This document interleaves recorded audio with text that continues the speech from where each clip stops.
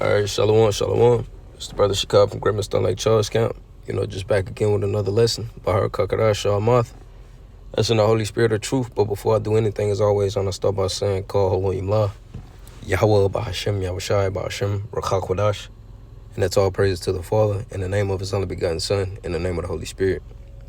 And the Thumma Shanakabala Zaquim Shah Yasharala would just give double honors to the elders of Israel, which are the elders and apostles of Great Millstone who teach and rule well. And Shalom Wablabaki Yashar Yasharala, which is peace and love to the elect of Israel. All right, as you can see, I have 1 Thessalonians, the 4th chapter. All right, what really sparked this up because, sometimes they get into, the meditating on the scriptures, and we think about the ways that we're going to be delivered. All right, we think about the Lord, coming back to crack open those clouds. All right, well, what is He going to come back on? All right, a chariot. Okay, it says in the book of Acts, the 1st chapter, it says that the same way He ascended, He's going to descend. Okay, and it also speaks about in Jeremiah, the 14th chapter, I believe, the 16th verse, or 16 and 14. All right, it speaks about, it says that, matter of fact, I'll get that first. Because all in all, the next deliverance is going to supersede the previous one. So this is Jeremiah 16 and 14. It says, verse 14, it says, Therefore, behold, the days come, saith thee, Yahweh, that it shall no more be said that the Lord liveth, that brought up the children of Israel out of the land of Egypt. And we know we go and read in the book of Exodus about the great deliverance, of Moses parting the Red Sea and the Lord working through him, okay? But that is something, that's been talked about, since then. All right, we're still talking about it now. That's the way we exhort ourselves. That's the way that's a faith booster in itself, man. All right, seeing the miraculous works, all right, that the Lord performed back then. All right, and we have to know that He's only going to supersede that, man. All right, in the book of Ecclesiastes, we always bring it out. All right, it says that we seen only but a spark of the Lord's word. All right, matter of fact, let me get that. Let's see.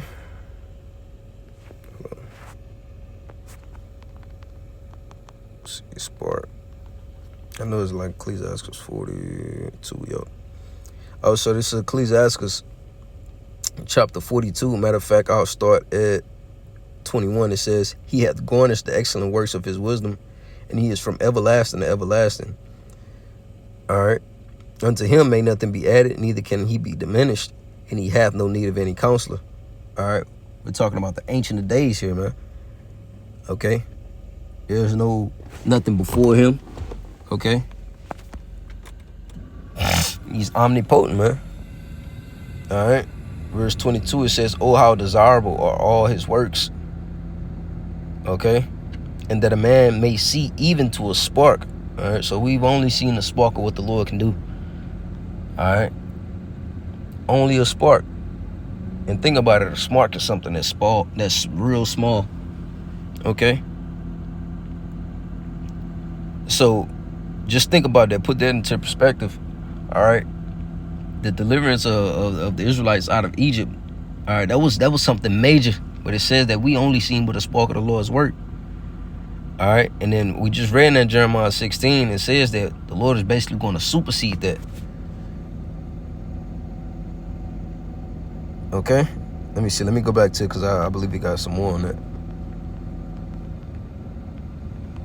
So we just we can't even fathom what the Lord is going to do for us, man. So this is Jeremiah 16 and 14. Again, it says, Therefore, behold, the days come, saith thee, Yahweh, that it shall no more be said, the Lord liveth, that brought up the children of Israel out of the land of Egypt.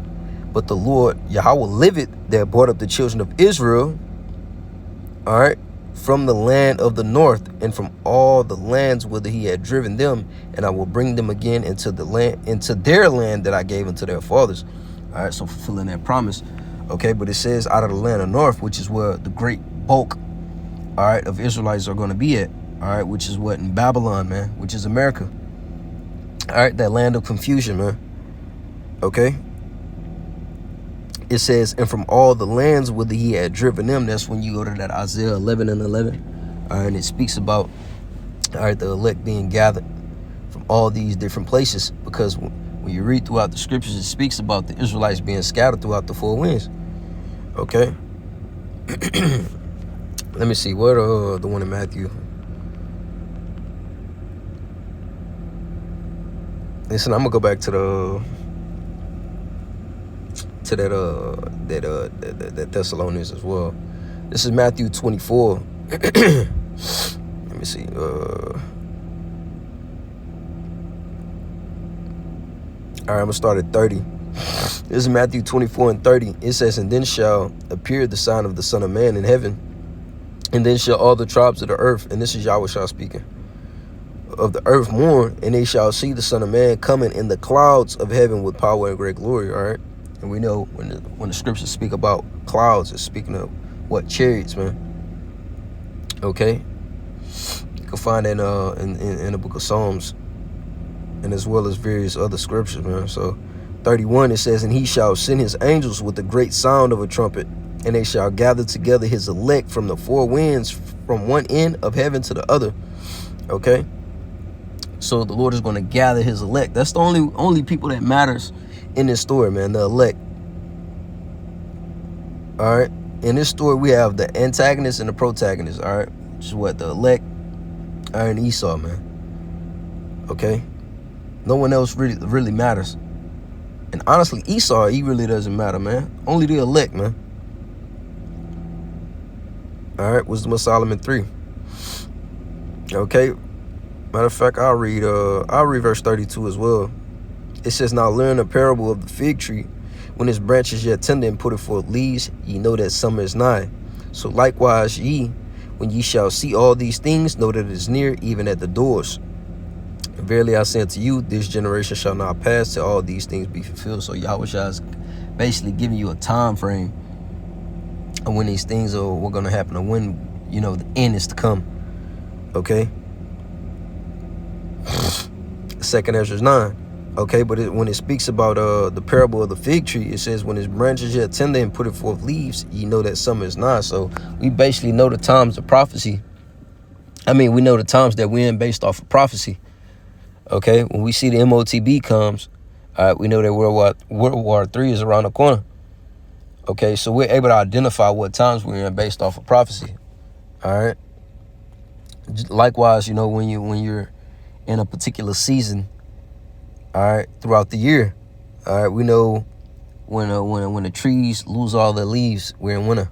All right, when the leaves turn basically orange or yellowish, all right, we're in fall. Okay, when things start to bud and grow, we're in spring. Okay, so likewise with the prophecies, we're able to identify what times we're in. Okay, so likewise now.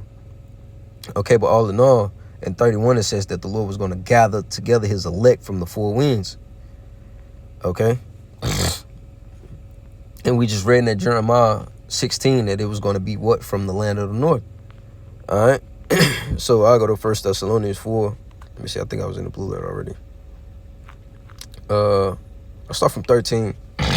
Excuse me. It's 1 Thessalonians chapter 4, verse 13. It says, "But I would not have you to be ignorant, brethren." All right, we know according to Romans 9, when Apostle Paul is addressing the brethren, all right, he's speaking to the Israelites. Okay, it says, "Concerning them which are asleep, that ye sorrow not, even as others which have no hope." Okay, so the ones who've died in Yahushua, man. Okay, it says, for we believe that Yahushua died and rose again, even so them also which sleep in Yahushua will the Most High bring with him. All right, so the brothers that died in his truth, all right, that passed on, all right, are basically waiting on us, man. Okay, it speaks about the what? I think Isaiah 57. I believe that's it. Let me see. Excuse me, my sinuses is acting up, man.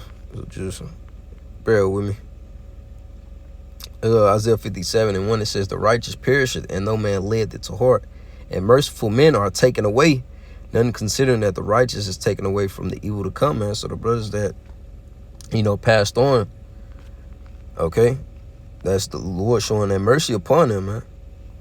All right, but hey, they're going to be waiting on us, man.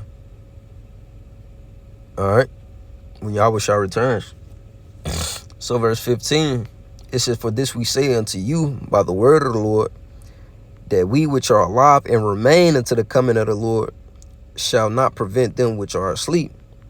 For the Lord himself shall descend from heaven with a shout, with the voice of the archangel, with the trump of the Most High, and the dead in Mashiach shall rise first, man. All right, so those the brethren that passed on. All right, it says, then we which are alive and remain shall be caught up together with them in the clouds to meet the Lord in the air, and so shall we ever be with the Lord. All right, and it goes on to say, wherefore comfort one another with these words. This is the word. These are the words. These are the scriptures we go to comfort ourselves. All right, this is what we use for exhortation. All right, this is what Jake is striving for, man. Okay, this is why we do the things that the Lord delights in, so that we can be delivered out of this hellhole, bro. All right, let's get this word comfort. Okay, because it said, wherefore you comfort another with these words. So, come on, man. Come on, Satan. Oh, wow. Now it's like I don't have connection, but I'm on the Wi-Fi. Come on, man. Bear with me, I can. Wow, server timed out.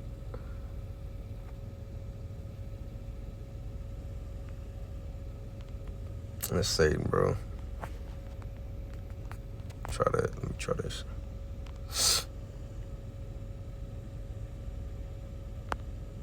Network issues. Wow.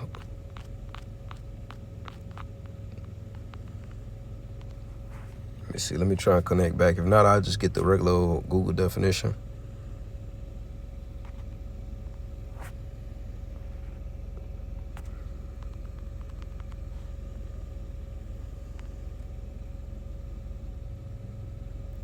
Let me see. Let me double check. Oh wow, that's Satan, bro. That's Satan. Salaki. But comfort. See on the bottom it says ease, consolation. Look at this one. It says the state of physical ease and freedom from pain or constraint. All right. Ultimately, that's what Yahweh Shah is going to come back and do. All right. Give us that freedom from pain. I believe, let me see. Where is it?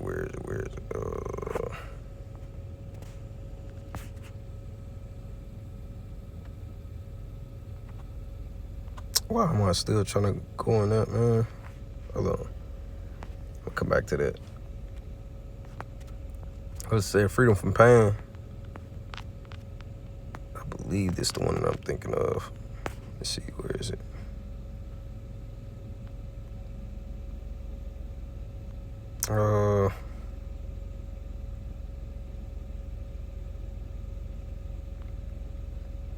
Let's come out of that chambers.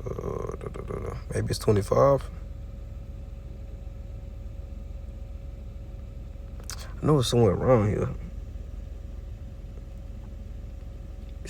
Let me see. Bear with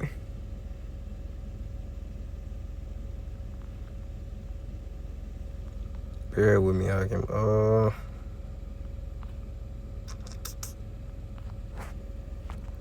me see. I know it's around this one. Oh, so it's 25 and 7. Oh, con. This is all right. So let me get that comfort word again. The water y'all by Shemel Shah. All right. So it says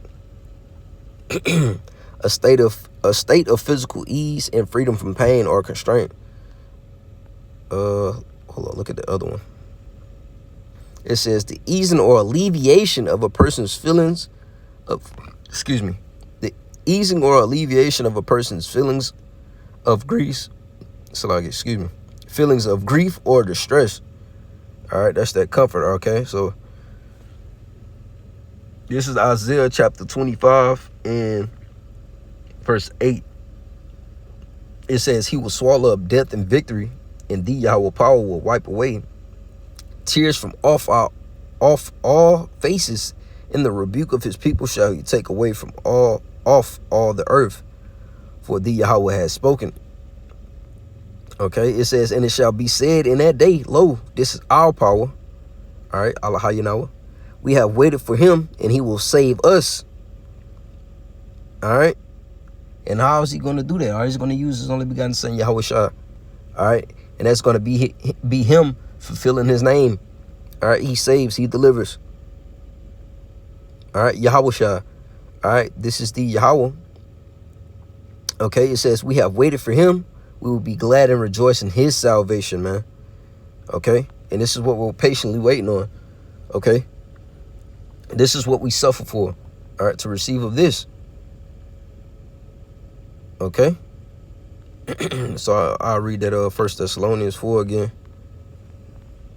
And I'll close it out on that.